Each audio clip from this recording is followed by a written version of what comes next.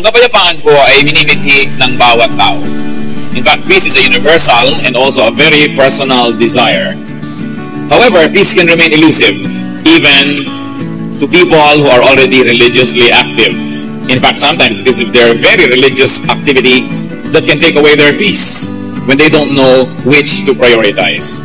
Ang patuloy pong paghahanap natin ng kapayapaan ay isang lifelong quest. But the Bible teaches us great ways to have peace. At yan po ang ating pag-aaralan ngayon, a great way to peace. Isang dakila, malaking daan tungo sa kapayapaan. Aming Diyos, salamat sapagkat kayo ay Diyos ng kapayapaan, ng katiwasayan. Nawa ay bigyan mo kami ngayon ng kapayapaan ng loob, ng puso, ng isip, at nang kami ay makapagtuon ng pansin sa inyo. At ganoon din, Panginoon, nawa kayo'y kumilos, mangusap.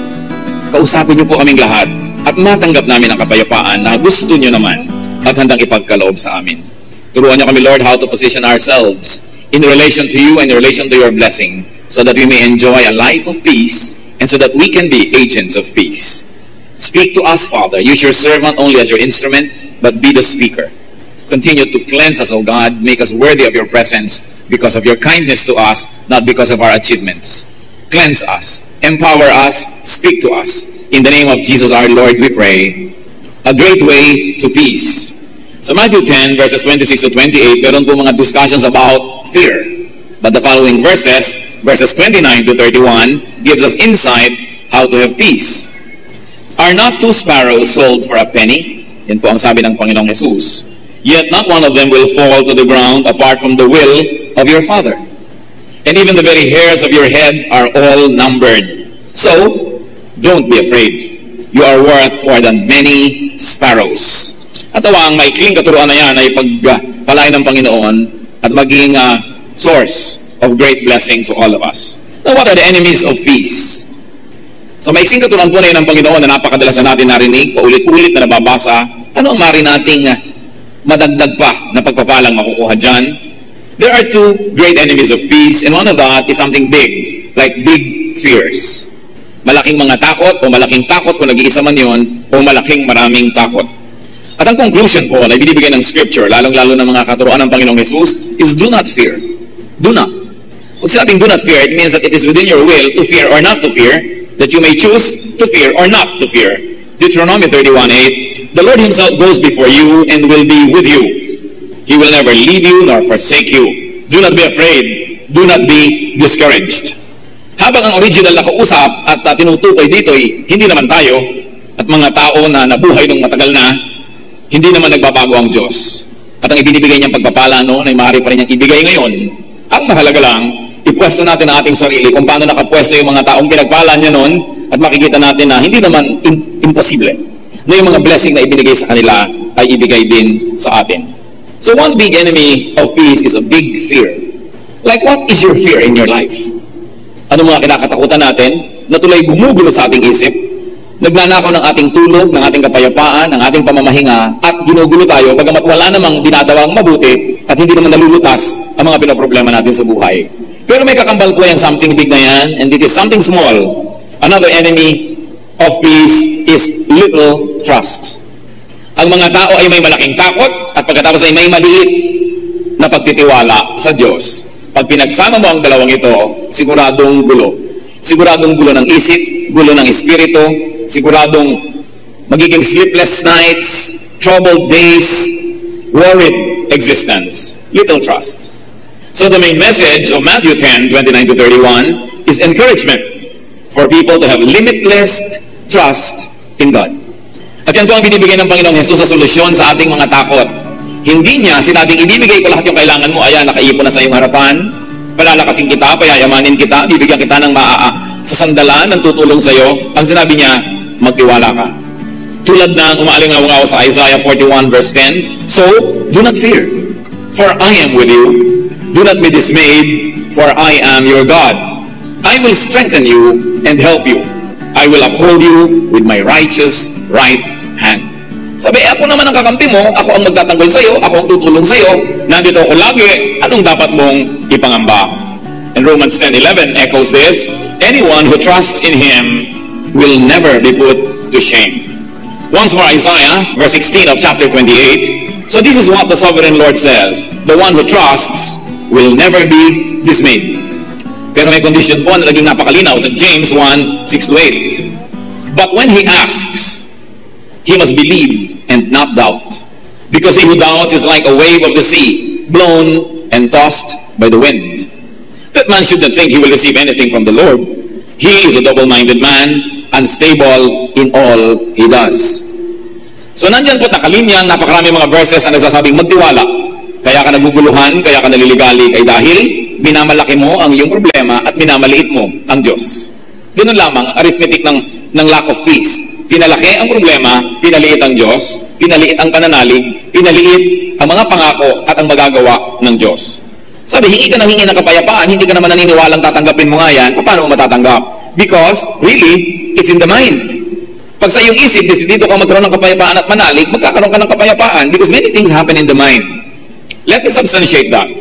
Pag nagselos kayo, alam ba, meron kayong asawa, mahal sa buhay na malayo sa inyong piling, at nakaisip kayo na meron siyang kasama, meron siyang kalong-kalong, meron siyang kaulayaw, sa isip nyo pa lang yun, pero nag-iinit na yung tenga ninyo at tumataas na inyong presyon at galit na kayo. Pero ang totoo, wala naman pala siyang ginagawa, pero dahil inisip nyo na, nangyari na doon, naging totoo na.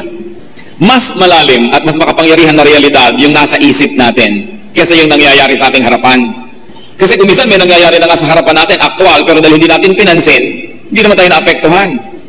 Kaya kung minsan, naglakad ka ng naglakad doon sa isang madilim na daan, hindi mo kasi alam na maraming ahas doon, hindi ka naman talaga natuklaw at hindi ka naman natakot. Pero yung nag-i-imagine, may ahas yata dito, baka may ahas dito, kahit wala, natakot na siya. Ang reality is what is inside your brain. So ano po ba ang nasa loob ng isip natin? Na ang Diyos ay makapangyarihan, maibigin at mapagtitiwalaan? O ang nasa loob ng isip natin ay yung mga pinoproblema natin sa buhay? Pag pinagsama nyo ang dalawang yon, sabi, paano kayo aasa na pagpapalain? Sa loob lang ng isip nyo, nalilito kayo, paano mangyayari na ang matatahimik ang inyong kalooban? Kaya napakahalaga po ng childlike faith. That's why the Lord Jesus said that the kingdom of heaven belongs to such as these, meaning the children, not because of their age, but because of their capacity to believe. Ang mga bata, pag sinabi mong, sa isang linggo, pupunta tayo sa mall, kahit gumuho ang mundo, nagkaroon ng tsunami, bumagyo, pumutok ang mga bulkan, sabihin ng daddy, linggo na. Dahil naniniwala siya, sinabi mo na pupunta kayo sa mall, mangyayari dapat yun. Yan ang childlike faith. At yun ang hinihingi sa atin ng Panginoon, yung hindi na masyadong nagpapakatalino, hindi na masyadong maraming mga iniisip sa buhay. Sinabi ng Diyos, tapos ang kwento, maniwala ka. Kasi kung hindi ka naman naniniwala, kahit mangyari yun, hindi ka pa rin magbe-benefit. Because your reality inside your mind is your reality. It's not what happens outside of your mind or it's not what happens around you, but it's your reality. Kaya yung mga may asawa na iniisip na pinagtataksilan sila ng asawa nila, sa hindi, dahil iniisip na nila, nangangayayat na sila, namang problema na, nagagalit na. Yun namang pinagtataksilan at walang kamalay-malay, sarap na sarap pa rin sa buhay, may gana, tahimik na tahimik. Kasi hindi niya alam. So what is reality? What is reality is what you know and believe in. That is your reality. At pwede nating piliin kung anong reality natin. Maniniwala ba ako sa salita ng Diyos o hindi? Pangahawakan ko ba kanyang mga pangako o hindi? Kaya kahit pareho kayo magkatabi dyan at lumilindol, yung nananalig sa Diyos, payapa, yung hindi nananalig, nagugulo. Kahit nagaling kayo sa isang pamilya, pareho kayong walang pera, yung nananalig sa Diyos, mas nakangiti kaysa doon sa hindi nananalig. So what is your reality? We must trust God unto peace. It's not enough to say, I trust God. Because when you trust God, you must have peace. So you trust God to the point of having peace because you trust enough. At ano po yung mga argumento na nakita natin sa Scripture? As the Lord Himself said about the sparrows. Sabi niya, wala namang lumilipad ng mga sparrow na hindi alam ng Diyos na lumaglag pala yun o hindi pinayagan ng Diyos na malaglag mula sa himpapawid. So God cares for the birds. Sa culture kasi ng Israel, yung mga birds hindi considered na masyadong very special animals yan. So, silang ibigay na example na ito nga, walang kwenta, hindi nyo pinapahalagahan, pero pinapahalagahan ng Diyos. Kaya ang sabi sa Matthew 6:26, look at the birds of the air. They do not sow or reap or store away in barns, and yet your heavenly Father feeds them. Are you not much more valuable than they? Kung mga ibon na hindi nagtatanim, hindi nag-agriculture, hindi nag-harvest, ayan at buhay pa. Subukan nyo na may inaalagaan kayong ibon, na hindi kayo makaalis dahil kailangan nyong lagyan ng tubig, lagyan nyo ng seeds, kailangan yung i-protect siya ng isang hawla, hindi lang para ho siya makalabas, kundi para ho siyang mapasok ng pusa, ng daga, ng mga malilipot na baka, at kung ano-ano. Subukan yung alagaan ng alagaan, namamatay pa rin. Pero hindi nyo ba naisip na yung mga ibon na lilipad-lipad lang dyan, hindi nyo naman inaalagaan bakit buhay? Kasi may ibang nag-aalaga dun eh. Inaalagaan sila ng Diyos. At mas nagsusurvive pa nga sila kasi mga inaalagaan natin. Tingnan yung mga hayop na itinitira sa zoo, nangangayayat, lalo sa mga zoo ng Pilipinas. Diba? Hindi mo malaman kung yung bantay ng zoo o yung leon ang kumakain ng mga karne sa kaliitan ng sweldo ng mga bantay. So, napapahamak pa sila dahil inaalagaan ng tao. Gaano karami sa atin mga kapatid ang napapahamak dahil sa tao tayo nagpapaalaga? Dahil sa tao tayo umaasa. Bumubuo tayo ng mga pangarap sa paligid ng isang tao na pag ang taong yan ay nagkasakit o namatay o nagtaksil, buo ang buo nating pangarap. Magpapaalaga ka na rin lang, ba't di pa sa Diyos? Pero yung iba kasi, sa pagpapaalaga nga nila sa tao, kaya nalalayo pa sa Diyos. Lalo't kung ang nag-aalaga sa kanila, hindi naman marapat na yun ang mag-alaga sa kanila, napapalayo patuloy. Para mga hayop na ilalagaan sa zoo, napahamak patuloy, mabuti na lang, iniwan na lang na ang kalikasan o ang Diyos ng kalikasan ang nag-aalaga sa kanila. Now, God cares for the birds, and very specifically in our reading, God cares for the sparrows. Interestingly, the sparrows are considered to be the cheapest of birds. Yan ang pinakamumurahing ibon sa Israel, tulad ng sa atin ay maya-maya. Diba? Yung mga lilipad-lipad dyan, binabato-bato na dating national bird. Buti na lamang at nagising ang nag-iisip kung ano ng national leaf, national food, national ewan, pinalitan ng malaking eagle. Kasi yung binabato-bato mo sa mga pilapil na iilag-ilag, yun ang national bird. Buti na lang at napalitan because symbols can sometimes affect the thinking of a people. So God cares, not only cares, but God cares individually for sparrows. Or God cares for sparrows in a very individualized way. Sabi niya, not one bird will fall from the air without God knowing it.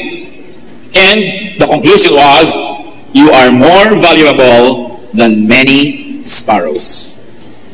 Kung ang isang sparrow, ang isang ibon, nahuhuni-huni kakanta-kanta na hindi pinapahalagahan kung minsan, ay pinapahalagahan ng Diyos, higit kang mas mahalaga sa higit na maraming mga sparrows pa. God cares for you infinitely more. At sinabi pa sa ating reading, God knows the number of your hair. Kung may tumubo, may nalagas, may tumubo, may nalagas, every day, alam ng Diyos ang latest count ng iyong buhok. And according to people who know, God counts, God numbers, God knows the condition of each strand of your hair. Ganoon niya, kadetalyado na alam ang ating kalagayan. At sabi nila, ang average person, mahigit 100,000 strands ang buhok niya. Siyempre, meron diyang 20,000 na lang. Meron namang mahigit 100,000. Pero on the average, people have 100,000 strands of hair. At alam ng Diyos yun, at any moment, kung ilan ang latest count. Ano lang po yung conclusion na mula dito sa symbolic language na ito? That God knows your situation more than you do. Therefore, pwedeng ipagkatiwala sa Diyos ang ating buhay. Kaya tigil-tigilan yung mga panalangin na, Diyos ko, may sakit po ako sa Diyos. Alam ko yan. Diyos ko, ipo-hospital po ang nanay ko. Alam ko. Diyos ko, kailangan po namin ng pera. Matagal ko nang alam. Don't pray to inform God because God knows even the number of your hair. Kaya marami po tayong mga panalangin na walang katuturan. Yung pala, gusto mo lang i-inform yung katabi mo tungkol sa yung prayer. Mag-pray tayo, sister, at pag nakayuko na kayo, Diyos ko, alam niyo po kailangan namin ng pera. Humipo po kayo ng mga kapatiran na tutulong sa amin. Yung pala nagpaparinig ka lang doon sa katabi mo, dinaan mo pa sa prayer, kaya tuloy lalong walang nangyari. So don't form to inform God about your situation. If you like other people in your prayer group to know what you'll pray for, tell them about it before you pray. But don't use the prayer as a bulletin board because God knows your situation. And God is interested, God is involved in, and God is concerned with you. Kung sa ibon nga, interesado siya, sa tao pa ba? Kaya nung bumalik na naman siya sa isang simpleng bagay na binabaliwala, Luke 12:28, if that is how God clothes the grass of the field, which is here today and tomorrow is thrown into the fire, how much more will He clothe you, O you of little faith? Ito pong pagtuturo na ito ay magkakambalang ginawa ng Panginoon na example, yung ibon na binabaliwala at yung damong binabaliwala. At yung daw damo, bagamat ngayon ay buhay at bukas ay lanta na, o kaya ay buhay ngayon at bukas ay sinigaan at ipinanggatong at ginamit sa ibang bagay, habang sa maiksing buhay niya ay dinagamitan ng Diyos ng magagandang kulay at bulaklak, ikaw pa kayang tao ang di niya gamitan? Ikaw pa kaya ang hindi niya bigyan ng halaga? So pag pinagsama-sama po natin ito, ano ang dapat ating ma-develop? Is to trust God unto peace. It's not enough to say you trust God, but you ask yourself, does my trust bring about peace? Because if it doesn't, therefore you don't trust God enough. And knowing God can already be the beginning of the solution of our situation, because we can even ask God to increase our faith. Even the disciples asked Jesus to increase their faith. Ang mahalaga lang, nalalaman natin kulang yung faith ko, Lord. Hindi tayo nagmamagaling na akala mo, alam na natin lahat at napakalakas na ating pananalig. Pero pag sinabi natin, Lord, increase our faith. I like to trust you more. Hindi naman tayo pwede magkaila. Alam naman niya kung kulang ang pagtitiwala natin. Pero kailangan na hingin natin sa panalangin na dagdagan pa niya ang paniniwala natin sa Kanya. Psalm 62 verse 8, trust in Him at all times, O people. Pour out your hearts to Him, for God is our refuge. Siya lang naman ang pwede natin pagtaguan, pagsumbungan, puntahan, pagkublihan. Wala nang iba. May mga taong pansamantalang na pagkakatiwalaan, naaasahan, pero hindi lahat ng panahon at hindi sa lahat ng pagkakataon. Psalm 31:14, but I trust in you, O Lord. I say, you are my God. Napaka-loaded ng sentence na yan na you are my God. Kasi madalas sabihin natin, you are my God, pero totoo ba? Baka naman ang Diyos natin ay pera, ang Diyos natin ay tao, ang Diyos natin ay ating mga pangarap. Kasi pag sinabing you are my God, ibig sabihin, sa iyo ko mananalig, sa iyo magmumula ang lahat ng katugunan sa aking mga pangangailangan. Pero madaling gawin ang Diyos na motif, dekorasyon ng buhay natin. Pero to make God God, to understand the depth of that declaration that you are my God. Because anybody who can say that from the heart is a person who will have peace. When you say, you are my God. So Zechariah 4:6, so he said to me, this is the word of the Lord to Zerubbabel, not by might, nor by power, but by my spirit, says the Lord. Bakit ba maraming taong insecure? Bakit maraming taong ninenervyos? Because they think it is might and power that will give them security. And because they don't have it, or they don't have enough of it, and worse of all, if their enemies have a lot of it, then they'll be nervous. But the verse says, no, it's not by might, it's not by power. So even if you have it, you know you never have enough. So you'll still be insecure. All the more, if you don't have it, the more you'll be insecure. But when you know that it's not really what counts, but the Spirit of God, then having it or not having enough of it will never make you insecure. Then you can say, well, God is my strength. It is the Spirit of God. Pag nananalig tayo, nalakas lang ng tao, kapangyarihan, strategy ang kailangan para magwagi lagi at maging secure, you will never be secure because there's always somebody else who is more powerful than you. And probably they're not even loving you, maybe they're even your enemies. So you will be afraid. Proverbs 11:28, whoever trusts in his riches will fall, but the righteous will thrive like a green leaf. Here is another lie. Ano po kanina yung lie? That strength and power is what we need. The Bible says no, it's the Spirit of God that you need. Another lie is that it is riches that will make you secure. It is riches that will give you peace. Diyos ko, kung meron lang po akong 1 million, tahimik na ang buhay ko. Kung meron lang po akong 5 million o 20 million, payapang-payapa na ako. Tanungin niyo yung mga meron yan kung payapa nga.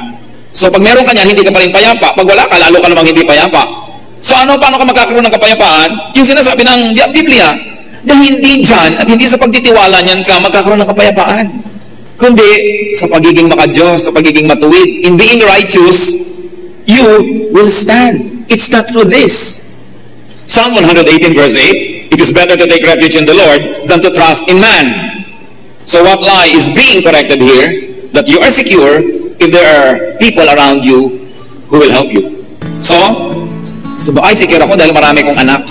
Kahit 10 ang anak nyo, kung minsan nasa abroad din lahat, pag natumba kayo dyan, wala din dadampot sa inyo. Madadampot pa kayo ng remittance. So hindi na security ngayon yon. Sabi niyo, mag-aasawa ako para secure, hindi ako mag-isa pagtanda. Maraming iniwan ang asawa. Kung hindi man iniwan dahil sumama sa iba, namatay bigla yung asawa niyo, nag-iisa pa rin kayo. So sabi, pag ilalagay mo lang yung kaligayahan mo at yung sense of security mo, dahil may tao dyan, hindi ka magkakaroon ng kapayapaan. Dahil una, kung ang husay-husay niyang tao na yan, gusto yung sungkitin ng iba. So wala ka nang gagawin kundi bantayan yan para huwag maagaw ng iba. O kaya, may tao nga dyan pero hindi naman maasahan, pabigat pa, di lalong gumulong buhay mo. O kaya may tao nga dyan, mahal na mahal ka, talagang ipagtatanggol ka, pero yun, biglang namatay. Wala rin. Kasi sabi niya, kung aasa ka lang sa tao, hindi ka talaga magkakapis. Hindi natin sinasabing baliwala yung kapangyarihan, yung kayamanan, yung tao. Up to a point, they can be very, very helpful. But if you would think that they are the answer to your longings, to your insecurity, and to your fears, we are wrong. Proverbs 28:26, he who trusts in himself is a fool, But he who walks in wisdom is kept safe. So sasabihin ng iba, hindi na lang ako gitiwala sa iba, sa sarili ko na lang. Ako na lang lahat. Pero sabi, isang malaking kabaliwan yan. Dahil hindi ka naman laging malusog, hindi ka laging magaling, hindi ka laging tama. Paano ka aasa sa iyong sarili? And these are the major sources of doubts. Walang tao sa paligid ko, doubtful tuloy kung magiging secure ako. Pero kung marami, doubtful din. Can I maintain them? Can I keep them? Wala akong pera, dapat ako magkaroon para ako masecure. Nung marami kang yung pera, everybody likes to ask for it and everybody likes to take it, lalo ka na insecure. Tingnan nyo yung mga maraming nababalitang na nanalo sa mga loto, mga biglang yumaman, lalong gumulo. Sa bagay, kung magulo buhay mo't mahirap ka at magulot mayaman, doon ako sa mayaman. No? Pareho nilang gulo yan. Pero yung iba nagiging mitsa pa ng buhay nila tuloy.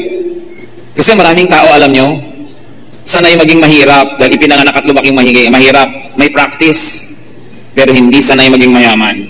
Kaya pag biglang nagkapera, lalong nagkakagulo-gulo ang buhay. Alam niyo yung pagkakaroon ng maraming pera, pinagpa-practice din dapat yan. Pag hindi ka sanay, naku, baka ma-allergy ka rin. Mahirap, pero allergy na, di bali na. No? Kaya lang, hindi ko mo nagkapera ka, okay na yun. Kasi ang pera is a very powerful energy. Para bang iyan ay isang napakalakas na bull, o kaya ay buffalo, o kaya ay kabayo. Kailangan magaling kang magrenda para yung lakas niya ay pakinabangan mo. Mapapunta mo ang kabayo, umahon, lumusong, kumaliwa, kumanan, huminto. Pero kung ang lakas-lakas ng kabayo sasakay ka, tapos hindi mo kontrol, ihahampas ka niyan, ihahagis ka niyan, at matatapakan ka pa. At ganoon ang nangyayari sa mga taong hindi naman sanay maging matagumpay, sikat o mayaman, ay biglang tumagumpay o sumikat o yumaman, lalong nagkakawasak-wasak. So, mai-insecure ang mga tao. What is the major cause of fear?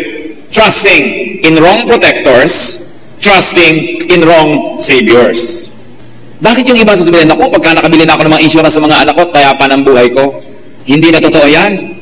Kita nyo ngayon mga naghahabol ng mga educational plan, binawasan ang kinakain karne linggo-linggo para lang makapaghulog niyan. Tapos ngayon, ayan, naghahabol sa tambol mayor. Hindi lagi na kung nag-ipon ka, okay ka, pero dahil hindi mo naman alam pareho ang mangyayari, mas mabuti na rin mag-ipon. Pero hindi ko mo inipon ka, secure ka na.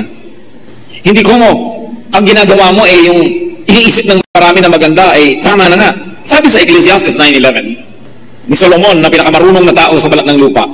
Alam niya, sabi niya, may naobserbahan din ako eh. I have seen something else under the sun. The race is not to the swift, or the battle to the strong, nor does food come to the wise, or wealth to the brilliant, or favor to the learned, but time and chance happen to them all. Siguro kung hindi si Solomon na nagsabi nito, gagirahin niyo pa eh. Buti na lang si Solomon at sinabi ng Diyos, pinakamarunong siya, so pwedeng pakinggan. Sabi niya, alam niyo, may naobserbahan pa akong isang kakatuwa sa buhay ng tao. Hindi ko mo mabilis kang tumakbo, ikaw ang mananalo sa karera. Hindi ko mo ikaw ang malakas, ikaw ang mananalo sa gyera. At hindi ko mo marunong ka, ikaw ang pupuntahan ng pagkain. At ikaw ang magkakaroon ng mga kailangan mo sa buhay. At hindi ko mo napakahusay mo, ikaw ang yayaman. Marami dyan na walang kahusay-husay, yan ang mayayaman. Sabi diyan, marami dyan mga mangmang, sila ang maraming pagkain. At meron dyan na hindi marunong tumakbo, ano't nangyari siya pang nanalo sa karera? At may mga mahihina, nung magdigmaan, sila pa ang nanalo. Sabi niya, time and chance happen to them all. Anong paliwanag ni Solomon? Walang paliwanag dyan, yan ang sinabi niya. Sasabihin mo, bakit po sabi ng nanay ko noon, mag-aral kang mabuti para gumanda ang buhay mo? Lagi po akong honor, pero yung classmate ko noon, na laging bulok tutorian, mayaman ngayon. At kinukuha ako empleyado. Pangako pa naman ng nanay mo, mag-aral kang mabuti para mataas ang grade mo, para gumanda ang buhay mo. Although dahil hindi mo naman alam kung saan ka mapupunta, mabuti nang increasean mo na yung posibilidad na mapaayos ang buhay mo, mag-aral ka na at sundin mo. Pero hindi pa rin guarantee kahit lagi kang valedictorian. Karamihan nga pag may mga reunion, nagkita-kita ang dati magkaka-eskwela, yung mga bulok tutorian ng mayayaman. At yung mga honor-honor ay ang clerk sa City Hall. Although hindi man masama maging clerk, no? Pero hindi natupad ang mga inaasam. Sabi ni Solomon, walang paliwanag dyan. Talagang nangyayari sa buhay. So, hindi ko ginagawa mo rin ang lahat ng tama, pwede ka na ma-secure. Although, you increase the possibility that you might become secure. But even then, may X factor. Hindi naman churches na lahat nag-design, dumami sila, bring 1, bring 10, kung ano-ano mga ginagawang programa para dumami yung membro, dumadami nga eh. Di ba?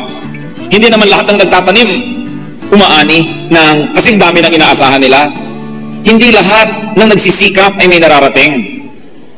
Pero ang sabi ni Solomon, time and chance happen to all. Ibig sabihin, kung gusto kang pagpalain ng Diyos, walang makakapigil. At kung ayaw ka naman pagpalain, walang makakapilit. So gusto mong makatiyak-tiyak sa buhay, Sa Diyos ka magpalapad ng papel. Sa Diyos ka lumapit. Diyos ang bigyan mo ng kasiyahan dahil walang makakapigil sa Kanya kung ibig Kanyang pagpalain. Pero yun ba ang ginagawa natin? Madalas, sinasakripisyo natin ang relasyon natin sa Diyos sa paghahabol ng pera, sa paghahabol ng kapangyarihan, sa paghahabol ng tao, sa paghahabol ng ating mga sariling minimiti sa buhay. Put your heart, put your life, put your spirit in God's hands. Dahil hindi Kanya pababayaan. Meron po ako isang paboritong illustration. Nabasa ko lang kung saan, nalimutan ko na kung saan yun. Pag daw mayroong isang ibon na dumapo sa iyong bintana, nawasak-wasak ang pakpak, dadamputin mo ba't dudurug-durugin mo, dumapo ka dito, halika nga, ibon ka, gaganyan-ganyan mo, tatadyak-tadyakan mo yung ibon. Sabi, hindi naman. Di po ba? Gano'ng karami sa inyo, dumapo ang ibon, aalagaan nyo ng konti para gumaling, patingin nga ng kamay ninyo. Patingin, nasa na mga kamay nyo? Ang dami. Kasi yun ang normal. Kung tayong tao na makasalanan, tayong tao na marami na rin sinaktan, at maring sinadya pa, mag-aalaga ng isang ibong nagpapakupkop. Ang tanong, hindi kaya tayo alagaan ng Diyos kung magpakupkop tayo sa Kanya? So bakit tayo mag-aalinlangan? Pag sinabi niyang huwag mong gawin, di sundin. Pag sinabing tanggalin mo itong ganito sa iyong buhay ng mabayos, kasundin. Kasi walang mapapahamak sa pagsunod sa Diyos. Hindi naman gagawin ng Diyos na, sumunod ka sa akin, lagot ka. Ipapahamak kita. Imposible. So gusto po natin mawala ang mga pangamba natin sa buhay, magkaroon tayo ng peace, just obey God. At huwag kayong mag-worry about the outcome. Huwag yung, Diyos ko, sumusunod ako sa inyong 3 araw. O, nasa na ang blessing? Huwag yung siya apurahin, huwag yung madaliin. Hayaan nyo lang siya. Let God be God. Proverbs 3:5-6. Trust in the Lord with all your heart and lean not on your own understanding. Sabi, magtiwala ka ng ganap at huwag kang sa sarili mo ka maniwala. Kung ang karunungan mo, kumokontra sa sinasabi ng Diyos, sa kanya maniwala at kalimutan mo yung karunungan mo na yan. Sabi, lean not on your own understanding. In all your ways, acknowledge Him, and He will make your path straight. Sundin mo. Bakit gusto natin laging inaayos ang buhay natin? Kailangan ayusin ko ito, kailangan ayusin ko yun. Ayos tayo ng ayos, halimbawa sa buhay ng anak natin, buhay ng asawa natin. Yung meron tayong messianic complex, na parang hindi naaandar ang mundo pag hindi tayo nagpaandar, mali na ang lahat pag hindi tayo ang nasunod. Pero ang tanong, kung nagkaroon na kayo ng kalaban sa buhay, nagtataka kayo, hindi nyo naman siya inaalagaan, bukas buhay pa rin. In fact, itutuwa nyo sanang nawala na siya sa mundo. Kung minsan gumagawa pa tayo ng masama laban sa ating kapwa, pero buhay pa rin. Hindi mo na nga inaalagaan, ginagawan mo ng masama, buhay pa rin. Alam niyo kung bakit? Kasi may Diyos na bumubuhay sa Kanya. Yung mga nag-abroad, dahil sa pagtakas sa kahirapan, ay salamat, nakatakas na ako, nakarating na ako kung saan-saan. Pag uwi nyo sa inyong mga barangay, mas matataba pa sa inyo yung mga iniwan nyo noon. Mas malalaki pa ang tawanan, mas marami pa silang kasiyahan kumisan kaysa sa inyo. Nagtataka ka, tinakasan ko sila, ginawa ko na ang lahat para bumuti ang buhay ko, ang tagal-tagal ko silang iniwan, dapat sa laki ng difference ng income namin, at sa dami ng laki ng naging agwat ko sa kanila, dapat mga hamak at dusta at mga yagit na itong lahat. Pero pagbalik mo, mas maganda pa cellphone nila kaysa sa'yo. Bakit? May Diyos din nag-alaga dun eh. Kahit saan ka sumuot, nandun ang Diyos. Yung sobrang inilalagay sa kamay nila, ang ikabubuti nila, sometimes to the point of not trusting God anymore and being obsessed with things. These are the people that sometimes even miss the mark and they miss the blessing. Kung yung ibon pinapakain, kung yung halaman dinadamitan, kung yung taong hindi nagsisikap, buhay pa rin, ikaw pa kaya na nagpapaka-Diyos? Ikaw pa kaya na magsisikap na magtitiwala at susunod sa Kanya? That is where peace is. Sa pagtitiwala at sa pagsunod. Isipin ninyo, ang buong Russia ay umaandar kahit wala kayo ron. Hindi naman kayo gobernador ng Hawaii, pero umaandar yung state na yun. Bakit? Because that's how God designed life to be. Life goes on. At sabi nga ng Jurassic Park, life finds a way. Kaya kahit isang buto, may inalagaan ka tumubo, pero isa ihagis mo lang kung saan, tumutubo rin eh. Kasi merong Diyos. Umiinog ang planeta, kahit hindi mo ito itulak. Lumalakad ang panahon, kahit hindi mo paandarin. Sisikat ang araw, kahit hindi mo piliting itaas. Ang buhay ay aandar. So huwag nating sayangin ang ating lakas na i-manipulate ang buhay. Makiagos lang tayo sa speed, sa direction ng Panginoon, and you will enjoy life better. Let us not plague God. Huwag nating piliting baguhin ang ating kapwa. Ang Diyos nga eh. Hindi siya nagmamagic na baguhin ang tao. Tapos tayo gusto mong baguhin ang asawa mo, baguhin ang anak mo, baguhin ang lahat. Kaya tuloy miserable ka. Tingnan mo ang sarili mo, kung anong pwede mong baguhin because you have authority over yourself, but not over other people. Each one was given by God a distinct spirit that reports to God and to God alone. Kaya maraming taong miserable, pinoproblema ang hindi problema, pinapakialaman ang hindi dapat pakialaman, and in our strive to become perfect, we only become miserable.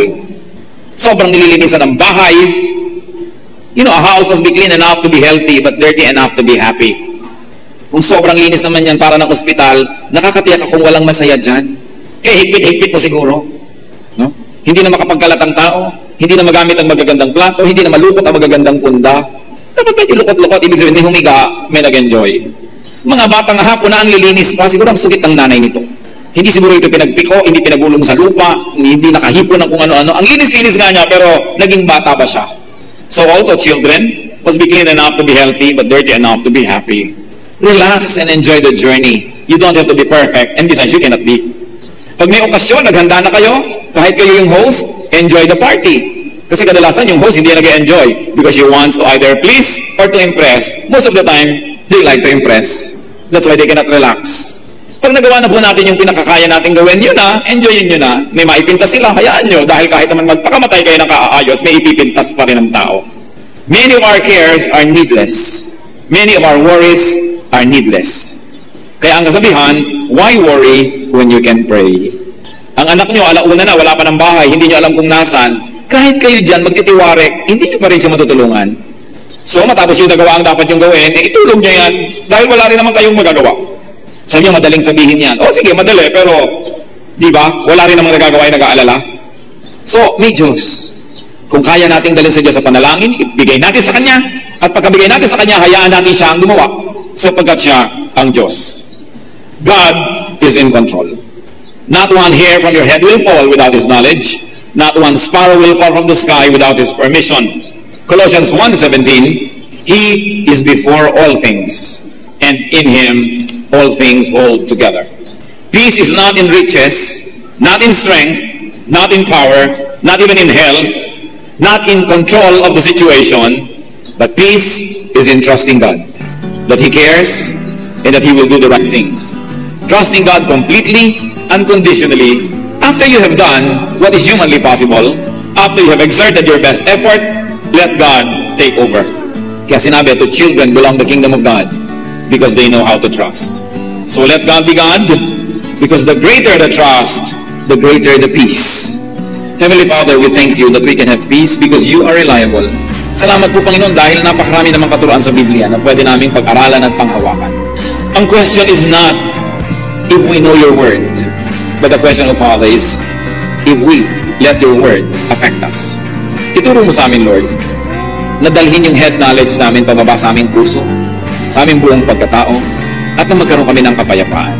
Manalangin tayo, dinggin ang personal na mensahe ng Espiritu sa bawat isa.